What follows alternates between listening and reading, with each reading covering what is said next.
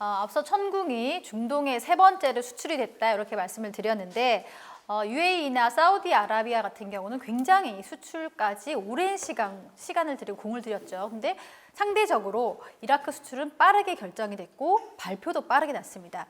그런데 그 과정에서 또 다른 기업과 약간의 잡음도 있었고 지금 그게 조율 중인 과정이죠. 어떻습니까, 팀장님? 방산 수출이라는 게 국가적으로 이루어져야 되는 비즈니스가 되겠고요. 그러다 보니까 이제 한국 방산업체들이 잘 협력해서 수출해 가는 게 이제 생각이 들고, 저희 어쨌든 LIG에서는 그 관련 회사들하고 잘 연합해서 수출을 하겠다라는 것이 이제 기본적으로 갖고 있는 생각입니다. 그 사우디 같은 경우에는 저희들이 프로모션을 2017년부터 시작을 했었고요.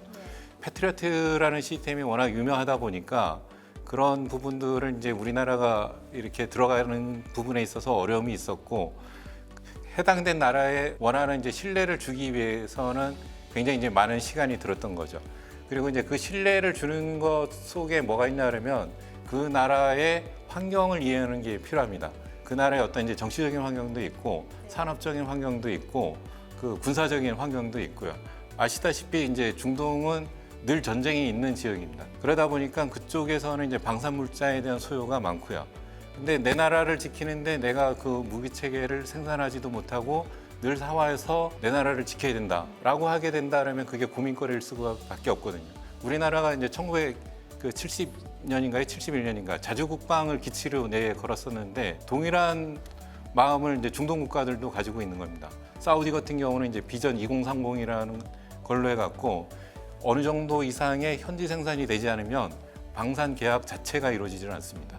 그래서 이제 그런 사항들을 잘 이해를 하고 접근을 하는 게 필요하고요. 그런 이제 산업 다변화에 대한 이제 관심이 많다 보니까 그런 부분에서 한국의 업체들이 신뢰를 주는데 이제 시간이 많이 들었고, 돈을 벌어오려면 우리가 좀 주는 것도 좀 있어야 되는 그런 형국이군요. 그렇죠, 예, 맞습니다. 예. 방산 수출을 통해서 부수적인 효과가 있을 수도 있겠죠. 예를 든다 그러면 UAE 같은 경우에는 우리나라 아크 부대가 가 있거든요. 그 파병된 부대가 그 나라에 그 굉장히 많은 신뢰를 줬었고요. 그런 신뢰가 있었으니까 이제 그런 신뢰가 결과적으로 들어온 게 또 천공 수출이라고 볼 수도 있거든요. 이라크는 좀 상황이 다릅니다. 이라크는 실제 아무런 방공 체계가 없고 현재 이란이 탄도탄이 날아갈 때 이라크를 넘어서 날아가거든요. 내 위에서 총알이 막 날아다니는데 아무 손도 없는 상황입니다. 그러니까 어쨌든 빨리 그 방공 무기 체계를 조달을 해서 나라를 지켜야 된다는 이제 그런 절박함이 있고, 그러다 보니까 계약도 이제 빨리 이루어지게 된 거죠.